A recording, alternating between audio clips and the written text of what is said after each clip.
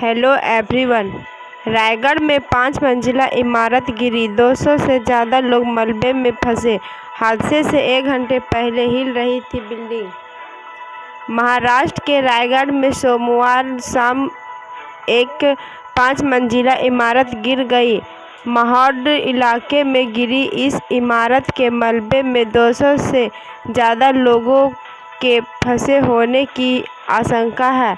15 लोगों को सुरक्षित बाहर निकाला गया है। बताया जा रहा है कि अंधेरा हो जाने की वजह से रेस्क्यू में दिक्कतें आ रही हैं। मौके पर दमकल और एनडीआरएफ की टीमें मौजूद हैं। गृह मंत्री अमित शाह ने ट्विटर पर बताया कि महाराष्ट्र के रायगढ़ में हुई घटना के मामले में मैंने एनडीआरएफ के डीजी से बात की है। रेस्क्यू ऑपरेशन के लिए हर संभव प्रयास किए जा रहे हैं।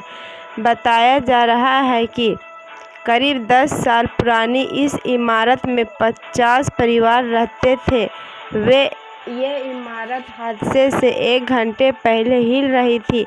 इसके बाद ही कुछ लोगों को बाहर निकाल लिया गया, पर काफ़ी लोग फंसे रह गए।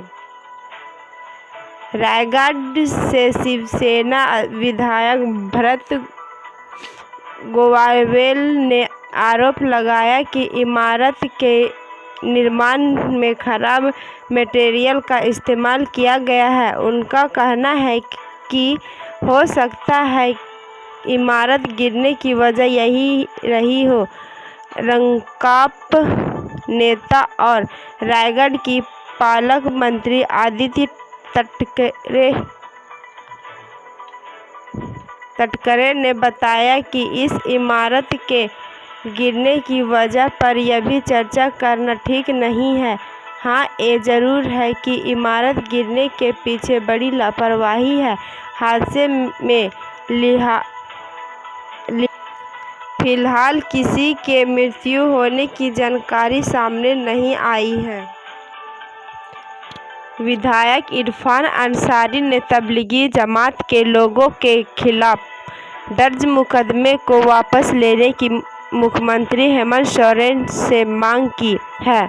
इरफान अंसारी ने मुंबई उच्च न्यायालय की औरंगाबाद पीठ के निर्माण का हवाला देते हुए कहा कि मुख्यमंत्री को पत्र लिखा है। इस पत्र में विधायक ने मुख्यमंत्री हेमंत सोरेन से कहा, मुंबई उच्च न्यायालय की औरंगाबाद पीठ ने स्पष्ट रूप से तबलीगी जमात के विरुद्ध सुनवाई करते हुए स्पष्ट रूप से कहा है कि कोविड-19 के नाम पर तबलीगी जमात के विदेशी नागरिकों को बलि का बकरा बनाया गया है। इस आधार पर उनका केस खारिज कर दिया। इससे स्पष्ट होता है कि तबलीगी जमात को साजिश के तहत गोदी मीडिया एवं विपक्ष के केंद्र सरकार की नाकामी को छुपाने के लिए फंसाया गया है। इससे देश में भारत की छवि धूमिल हुई है।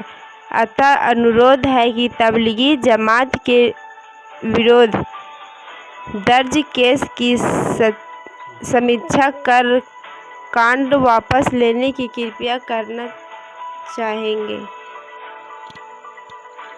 झारखंड के 22 जिलों में ई-फायर थाने खुलने वाले हैं। मुख्यमंत्री हेमंत सोरेन ने इसके लिए मंजूरी दे दी है। इसमें रामगढ़ और खूंटी जिले को छोड़ सभी जिले शामिल हैं। दरअसल ई-फायर थाने खुलने से लोगों को कई फायदे होंगे। इन जिलों में ऑनलाइन प्राथमिकी दर्ज हो सकेगी। इसके लिए लोगों को थाने में जाने की कोई ज़रूरत नहीं होगी। सोनिया और राहुल गांधी के पक्ष में खुलकर आए झारखंड का नेता। कांग्रेस के राष्ट्रीय अध्यक्ष के लिए झारखंड के पार्टी नेता सोनिया गांधी और राहुल गांधी के पक्ष में खड़े हैं। पार्टी नेताओं ने उन्हें पत्र लिखकर और सोशल मीडिया के जरिए सोनिया गांधी और राहुल गांधी के समर्थन में उतर गए हैं। कांग्रेस के प्रदेश अध्यक्ष डॉक्टर रामेश्वर उरांव ने जहां सोनिया गांधी को ही पूर्वकालिक अध्यक्ष बनाए जाने की मांग की है, वहीं पूर्व केंद्रीय मंत्री सुबोध कांत सहाय कार्यकारी अध्यक्ष व विधायक इरफान अंसारी, कार्यकारी अध्यक्ष राजेश ठाकुर, विधायक दीपिका पांडे सिंह समेत अन्य नेताओं ने राहुल गांधी को फिर से कामना सौंपने की अपील की है। प्रदेश अध्यक्ष डॉक्टर रामेश्वर उरांव ने सोनिया गांधी को पत्र लिखकर कहा कि कांग्रेस जब मुश्किल परिस्थितियों से गुजर रही थी तब पार्टी नेताओं के अनुरोध पर सोनिया गांधी ने अध्यक्ष पद संभाला। इसके बाद कांग्रेस ने कई ऊंचाइयों को छूने का काम किया। सोनिया गांधी और राहुल गांधी के मार्गदर्शन पर झारखंड में यूपीए की सरकार बनी। पंजाब, कर्नाटक, राजस्थान, मध्य प्रदेश, छत्तीसगढ़ में भी सरकारें बनी। विश्वास है कि आने वाले दिनों में पूरे देश में कांग्रेस की सरकार बनेगी। ऐसे में झारखंड के कांग्रेस जनों का आग्रह है कि सोनिया गांधी कांग्रेस के अंतरिम अध्यक्ष पद से इस्तीफा न देकर पूर्णकालीन अध्यक्ष पद की जिम्मेदारी स्वीकार करें। पूर्व केंद्रीय मंत्री सुबोध कांत सहाय ने कहा कि सोनिया गांधी के मार्गदर्शन में पार्टी आगे बढ़े और राहुल गांधी को फिर से नेतृत्व की कामना सौंपी जाए। राहुल गांधी ही भाजपा को जवाब दे सकते हैं, वे ही भाजपा से मुकाबले के लिए सबसे बेहतर है। विधायक दीपिका पांडे सिंह ने कहा कि पार्टी को सोनिया गांधी और राहुल गांधी का ही नेतृत्व स्वीकार है। पूरे देश राहुल गांधी के कंधों पर फिर से कामना सौंपने की मांग कर रहा है। कांग्रेस के कार्यकारी अध्यक्ष राजेश ठाकुर ने कहा कि राहुल गांधी कांग्रेस के राष्ट्रीय अध्यक्ष पद का नेतृत्व संभाले। कांग्रेस ने झारखंड में राहुल गांधी और प्रभारी आरपीएन सिंह की मेहनत की बदौलत सरकार बनाई है। आने वाले समय में देश में भी सरकार बनाएंगे।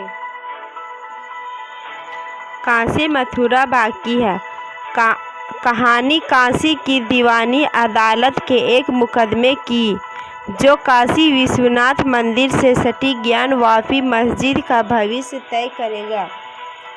90 के दशक की शुरुआत पूरे देश में एक सांप्रदायिक धमक के साथ हुई थी। राम मंदिर आंदोलन तब अपने चरम पर था और शुरुआती सालों में ही यह इतना विकराल हुआ कि बाबरी मस्जिद गिर गई। अयोध्या तो झांकी है, काशी मथुरा बाकी है जैसे नारे उलझाने जाने लगे और इसके प्रभाव से महादेव की नगरी काशी में भी अछूती नहीं रही। उस दौर में एक तरफ यह आंदोलन सड़कों पर हिंसक रूप ले रहा था तो दूसरी तरफ आंदोलन में भी मंदिर मस्जिद की कानूनी लड़ाई तेज हो रही थी। इसी बीच काशी की दीवानी अदालत में भी एक मुकदमा दाखिल हुआ जो आज भी लंबित है। यही वो मुकदमा है जो काशी विश्वनाथ मंदिर से सटी ज्ञान वापी मस्जिद का भविष्य तय करेगा और जिसके फैसले का इंतजार देश के करोड़ों लोगों का है। काशी विश्वनाथ मंदिर और ज्ञानवापी मस्जिद से जुड़ा विवाद सदियों पुराना है। काशी विश्वनाथ मंदिर का इतिहास अयोध्या की तरह विवादित नहीं है। यहाँ कई बातें क्लियर है जिन्हें सभी पक्ष सहज स्वीकार करते हैं। मसलन यह तथ्य विवादित नहीं है कि ज्ञानवापी मस्जिद का निर्माण औरंगजेब ने कराया था और यह निर्माण मंदिर तोड़कर किया गया था। औरंगजेब से पहले भी काशी विश्वनाथ मंदिर कई बार टूटा और कई बार बनाया गया, लेकिन साल 1669 में औरंगजेब ने इसे तोड़कर वहां ज्ञानवापी मस्जिद बनवा दी। मंदिर को फिर से बनाने की कई असफल प्रयासों के बाद आखिरकार साल 1780 में अहिल्याबाई होलकर ने मस्जिद के पास एक मंदिर का निर्माण करवाया और यही आज काशी विश्वनाथ मंदिर कहलाता है। सुंदरबन में इंसानों से क्यों टकरा रहे बाघ? पानी में खारापन बढ़ने, जंगल घटने और पसंदीदा भोजन नहीं मिलने से बाघ इंसानी बस्तियों में आ रहे हैं। कई और वजहें भी जानिए। पश्चिम बंगाल के सुंदरबन जंगल में इंसानों और जानवरों के बीच टकराव तेज हो गया है। रोजाना दर्जनों लोग इसकी चपेट में आते हैं। लोगों को बाघों के जबड़ों से बचने के लिए वन विभाग ने पहल की है। इसके तहत अब मछुआरों को पोर्टेबल गैस सिलेंडर दिया जाएगा। इसके पीछे मकसद ये है कि मछुआरे लकड़ी लेने जंगल में नहीं जाएं और बाघों का शिकार ना बने। दरअसल ज़्यादातर लोग नाव से मछली पकड़ने के दौरान जलवान के लिए लकड़ी लेने की खातिर जंगल में जाने पर बाघों के शिकार बन जाते हैं। ऐसे हादसों में हर साल कई लोगों की मौत भी हो जाती है, लेकिन अब इस ताज़ा पहल से इलाके में उम्मीद की किरण पैदा हुई है। फिलहाल एक गैर सरकारी संगठन society heritage and ecological services की सहायता से 100 मछुआरों को ऐसे सिलेंडर दिए गए हैं। सुंदरबन टाइगर रिसर्च का फील्ड डायरेक्टर तापस दास बताते हैं, इलाके में कुल 500 लोगों को ऐसे सिलेंडर दिए जाएंगे। पहले चरण में 100 लोगों को यह दिया गया है। सुंदरबन इलाके पर लंबे अरसे से शोध करने वाले कोलकाता के जादवपुर विश्वविद्यालय के समुद्र विज्ञान अध्ययन संस्थान के निदेशक डॉक्टर सुगत हाजरा कहते हैं, यह पहल सराहनीय है, लेकिन इसके इलाके के तमाम लोगों को इसके दायरे में लाना होगा। उसी स्थिति में इसका लाभ होगा।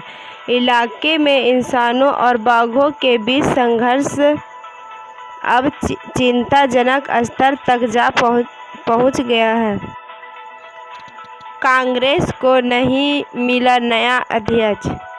CWC की बैठक 7 घंटे चली, पर पद छोड़ने की पेशकश के बावजूद सोनिया को ही अभी संभालना होगा अंतरिम अध्यक्ष का जिम्मा। पार्टी की सबसे बड़ी संस्था कांग्रेस वर्किंग कमेटी यानी CWC की सोमवार को जब बैठक शुरू हुई तो सोनिया गांधी ने अंतरिम अध्यक्ष का पद छोड़ने की पेशकश की। इसके बाद ही पूर्व अध्यक्ष राहुल गांधी ने सोनिया को भेजी गई नेताओं की चिट्ठी की टाइमिंग पर सवाल उठाए। राहुल का आरोप था कि पार्टी नेताओं ने यह सब भाजपा की मिलीभगत से किया। राहुल के इस बयान को बमुश्किल 20 से 25 मिनट नहीं बीते होंगे कि उनका विरोध शुरू हो गया।